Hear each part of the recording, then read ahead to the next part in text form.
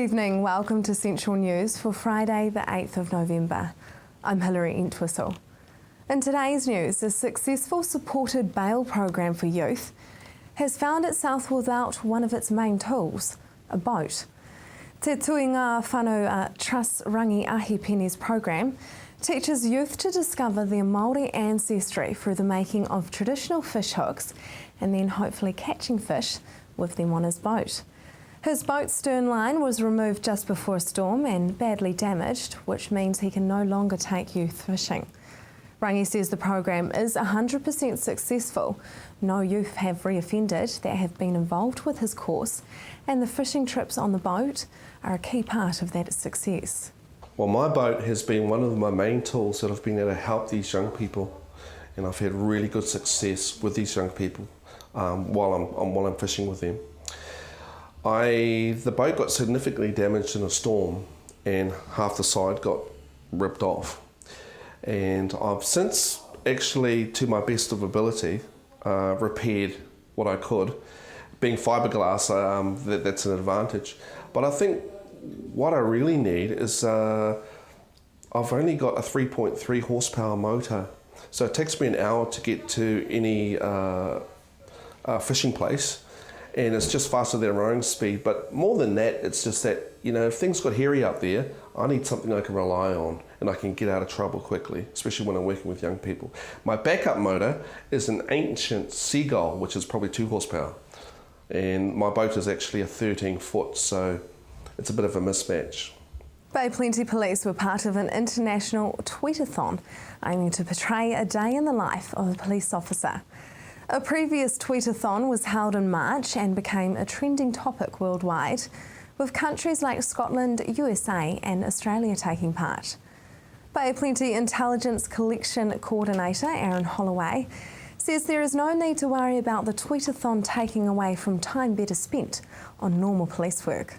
Not at all, because obviously it was only myself through the Bay of Plenty doing it, and we really thought it was worthwhile showing the public and being involved in that sort of tweetathon around what we do every day, and also showing them opportunities where they can help us to assist in solving crimes and things like that as well. So there was definitely it didn't take away from normal policing. And in my personal view, I believe in the future social media is going to become part of our normal policing, as it's already becoming part of normal day-to-day life for most New Zealanders. So. Now for our region's weather for the weekend, and it all looks very similar, but good similar. Hamilton, your Saturday is looking nice, fine with light winds. Your expected high is 24 and an overnight low of 9. Tauranga, a good Saturday for you too, fine with light winds. Your expected high is 24 and an overnight low of 12. Sunday for you, Hamilton, another nice day, fine with light winds. Your expected high is 24 and an overnight low of 11. Tauranga, fine with light winds again and an expected high of 25 and an overnight low of 13. Looks like it's going to be a nice one. Just ahead, we find out the winning businesses of Tauranga.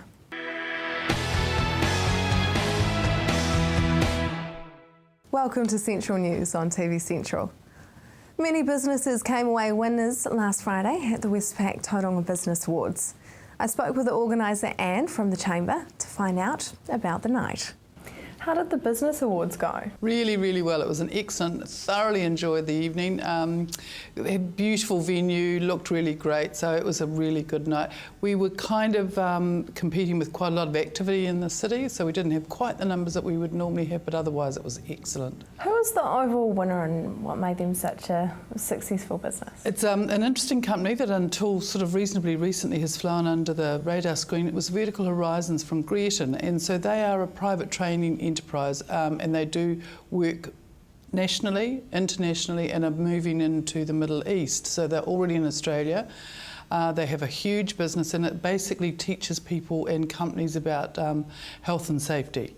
So it's a really interesting business and very, very successful. And the judges were really impressed with the way they ran their business and the way they were getting results and their exporting of our skills across the world. So how do they run their business? Well, it's interesting. One of the judges said that when he went there, what he found fascinating was that they spoke in this kind of military precision way of talking about their business in a military precision way. Their systems and process were very, very specific. And then he found out that half of them had been in the military, so it probably runs like the military. So that's a really good sort of synopsis of what that company was about. What about the Excellence in Business Leadership Award? Who took that one out? This year that was run by Paul Adams of Caris Corp, and the main criteria for this award is not the success in business. That's assumed that they are successful, that they're doing really well, their business is successful. It's that community involvement and that community give back. Now Paul is huge in this. The work and the support he's given to Waipuna Hospice alone is a huge amount of money and time and energy that he's put into there. So that is much more important when the judges are looking at that business leadership criteria, that person does do that. And Paul, once again, just phenomenal in this area. So it was a very well-deserved award. Which business won the Workplace and Safety Award and why? Now this company is called Silk, or Supported Individualised Lifestyle Choices. So it's a company again that looks after people that need care in their home or in the community. So it's usually people with disabilities of some description, and they have 140 staff across the country, and they help people that do need that support but want to live a normal life in the community. Again, this is a company that's hidden under the radar, hasn't really put itself out, thinks that it's much more about its clients than its own self, but decided that this was the year that they wanted to be acknowledged and recognised for what they do. And that was again a really well deserved, and that was much more about what the company does to look after its staff and its clients. It was a very strong category this year. We had 3 very big well-known companies, and so it was great to see another one that you didn't expect to come across and win that one. And a large franchise won the Retail and Service Award?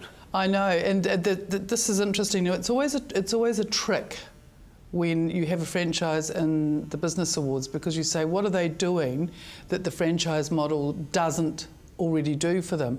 So this year it was Mitre 10 Mega, and they are Mitre 10 Mega's leading store across the country. So it's what they do on top of the franchise model. So they are best practice franchisors in that group, and so they are really striking the head of everything. So they take the model and expand it and innovate on top of that. Who took out the Corporate Leadership Award? This year that was Comvita. Again, an excellent company for the Bay, what it's doing in the marketplace, where it's taking itself, where it's going to in Asia. It was a really well-deserved. Again, this is about a company that actually adds to the Bay's economy. It increases the number of jobs, it increases the GDP, it has a presence outside of the Bay, and Comvita absolutely fits that bill superbly. And Brett Hewlett summed it up at the end. It was about the community that they work in and the business community that support them to do what they do. It was really lovely to hear throughout the business awards how everybody that won recognised the team that works behind the company, that it wasn't all about the owners or the management, it was the team that actually made the company the success it was. And there was a business that actually took out 2 awards. Yes, that was Repertoire, 2 very well-deserved awards. They took out the Trustpower Customer Service Award and the Wave Brand and Marketing and Excellence. And both of those things they've worked really hard. Repertoire worked very hard at engaging with their customer and making sure that they know what their customer thinks. They do it across all the mediums, blogs, Facebook, all of the new medium. They have an excellent online store. And then again in their brand that is absolutely integral to what they are. So both of those things were excellent awards that they were recognised for how good they do that. Coming up next, the Incubator.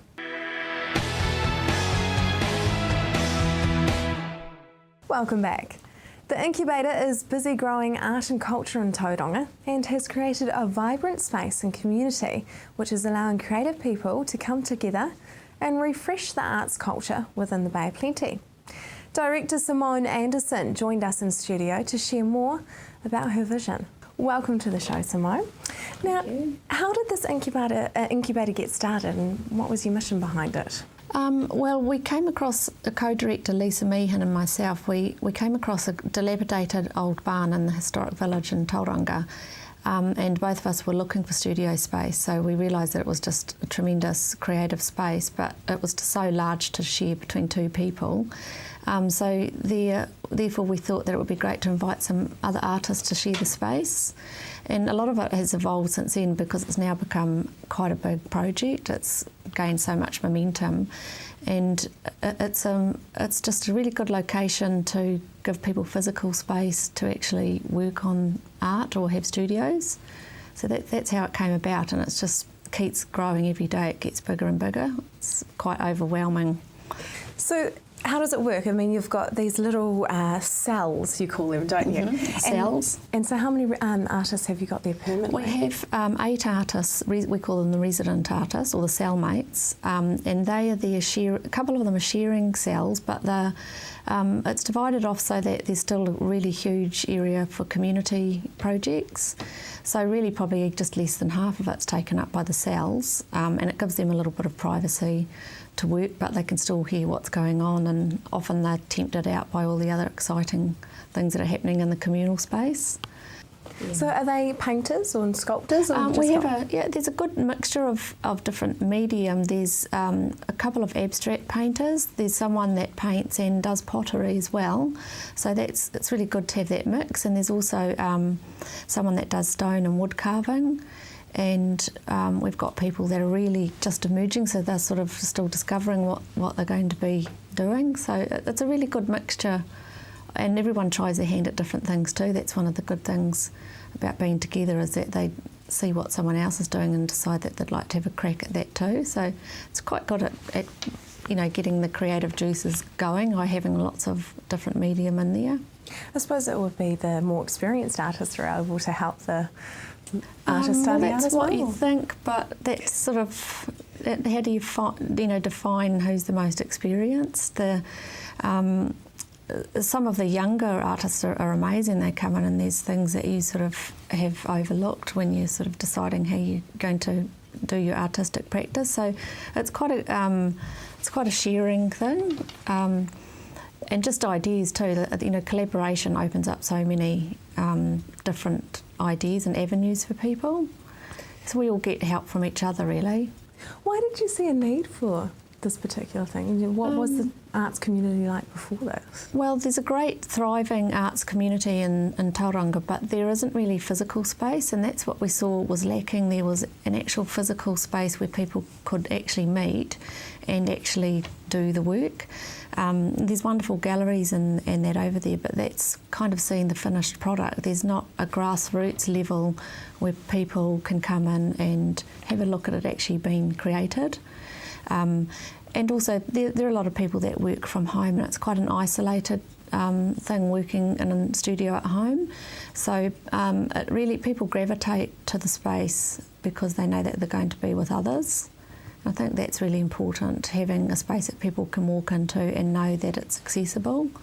Not only artists, but we have visitors coming in to watch, and there's always lots of curious people coming in to see what we're all about, and that's really welcomed as well, because it's, again, making it accessible, not necessarily to artists, but just to everybody. So how are you funding the project? We have this thing that we say that we start with $450 donation, and we've still got $20 left.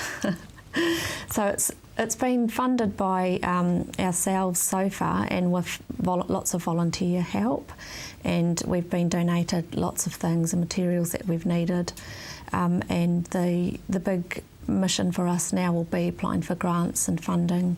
We're applying to be charitable trust, so we, fingers crossed, when all the paperwork and bits and pieces come through, then that will, show that we've got the sort of momentum behind for people to support. It's a great cause to support. And now you're also holding workshops. Yes, we have workshops, really multi-genre sort of things. There's dance workshops, there's wood carving, stone carving workshops, and we are doing some workshops that involve children. So there's many things, including crochet and knitting. There's a knitting crochet group which is on a fortnight, and that's a great little bitch and stitch group. We're hoping that they might yarn bomb the whole outside of the incubator in winter because it's going to be quite cold in there. Yeah, so no, it's open for people to hold workshops as well, independently of us. So it's really just trying to make that space that is available for people to conduct those sort of things. So how can artists get involved? Well, we have a membership. We're really full at the moment in terms of our resident studios, but we have a membership which we encourage people to join on an annual basis, and that means that they can come in and use the facilities and get to know the other artists and make connections, and there's space for them to leave things behind if they just are in the middle of something huge. And just Facebook is our best way of contact. We find it's always really vibrant, and there's always things on there that keep it really interesting. So, and that's one of the things that's really helped the whole project evolve, because the word of mouth. For more information or to get involved as an artist, visit theincubator.co.nz or visit their Facebook page. Just ahead, the library's battle against search engines.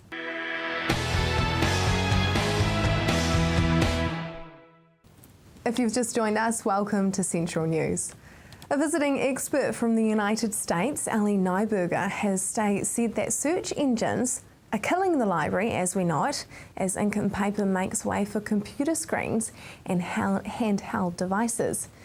We played part one of this interview earlier in the week. Now Harriet and Anne continue to discuss whether a library can be just as useful as a search engine. Search engines harness amazing technology to make them as easy to search as they are, and our library has been able to purchase software that enables that to happen for our services. It's something that we call Library Search, and it enables our users to type in sentences or phrases or their own sort of natural keywords and get directly to our print resources and our electronic resources in a single search box. They can then go tick just online, tick just scholarly, tick just newspaper, or just children's books, or just whatever. So, we've definitely aced the easy to use department. And what do you believe are some of the biggest benefits of using the library as a student? The library and the information therein is the right tool for the right job. And what we have, as I say, we have over 70 staff working in our library. Many of us are out on the front desks or on the front email. And we, with our collective knowledge across a whole range of subject disciplines, are familiar with the right tools for the right job. So we'll save students a huge amount of time, them faffing around, searching all over a Google search engine. We can actually say, don't go there because it's not going to provide you what you want. This is the tool that will get you to the information that you want. And of course, if they're accessing quality information that's relevant to their context, then that's going to increase their learning, it's going to increase their marks. So those are the benefits of using libraries for information. However, we also have a huge range of other supports that we provide: referencing assistance, help to use various software packages, Word, PowerPoint, Excel, you name it. Technology, we're not just about connecting people to information, we're about connecting people to their learning and all the things that involves in a campus of this size and in this day and age. What do you think are some of the biggest challenges that students face when using the library, or what is some sort of feedback that you receive? From the students I researched, what I found was that whether they were searching the web or the library, they had difficulty identifying the right keywords, and then from their searches they had difficulty identifying what was relevant. Now, we didn't ask a whole lot of other questions. That's an area for further research as to whether the information is relevant, but they don't recognise it. But another issue for the students in relation to the library use was lack of confidence and lack of know-how. So also, because the students I researched were blended learners, so they live outside of Hamilton, the sense of distance from the physical library was also an issue. However, an overwhelming amount didn't ask for help. So there are a range of factors that contribute to the problems that they have, and that's an issue that we need to combat. I mean, one of the quotes that I love, and I don't know who said it, but Google will bring you back 100,000 answers. a librarian can bring you back the right one and teach you how to do that yourself. What is your vision for libraries and their place in communities in the future? Yes, well look, it's interesting because, you know, the 50% of the users that I surveyed who were regularly using the library and loving it, you know, we need to reach the other 50%. We found that most of our users in that survey also said we would tell future students to use the library and ask for help. So they're not taking their own advice, but they've learnt from hindsight about what they would do. So I guess, you know, the vision for libraries and their place in the communities is they're places where everyone is welcome. You know, you can walk into any campus around the country and walk into that library and start using it. You can do that in any public library, obviously school and other libraries, no, but you know, there are places for everybody. And all libraries connect, collect and co-create knowledge. But my vision is that, you know, the iceberg, the tip of the iceberg is inverted so that more of our communities see the library for everything that it is, and then we can, you know, with that branding, with that visibility and promotion, we capture the hearts and minds of our communities so that they can harness the power of the place, their technology, the collections, and above all, the people. Because it's the people that actually differentiate us from just the computer-mediated search engines, and it's the people that actually make all the difference. Now, you've done some of your own research about libraries. So can you tell us about that research and how it sort of came about? I was really fortunate to be invited by lecturers from the Faculty of Education, Dr. Diane Forbes and Dr. Nolene Wright, who are editing a book called Digital Smarts, the use of online technologies to enhance teaching and learning. So they wanted a library perspective. I'm uniquely positioned because I provide services to a group of students who are blended learners, meaning they don't live in Hamilton, they live around the country and they're training to be teachers. And they come onto campus for you know, several times a year, but the rest of their learning they do online. So the research that I conducted was to ask what are the challenges that learners face when trying to find information, what assists them, and what or could the library services be enhanced. So I surveyed 176 students, and I found this amazing information out, and that's my presentation, and that's what led me to be a presenter at the Lianza conference. That is the news for today and this week. If you have something you want to share with us, you can email us or like us on Facebook. We'd love to hear from you. I will be back next week though with more guests from the Waikato and the Bay. I'm Hilary Entwistle. Have a lovely evening and a fantastic weekend.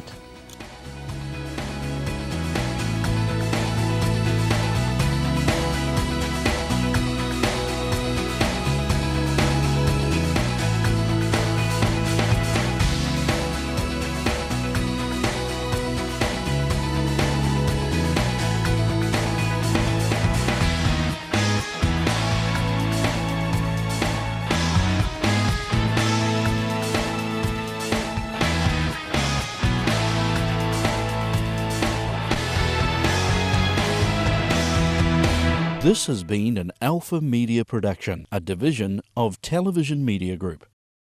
Supporting local content so you can see more of New Zealand on air.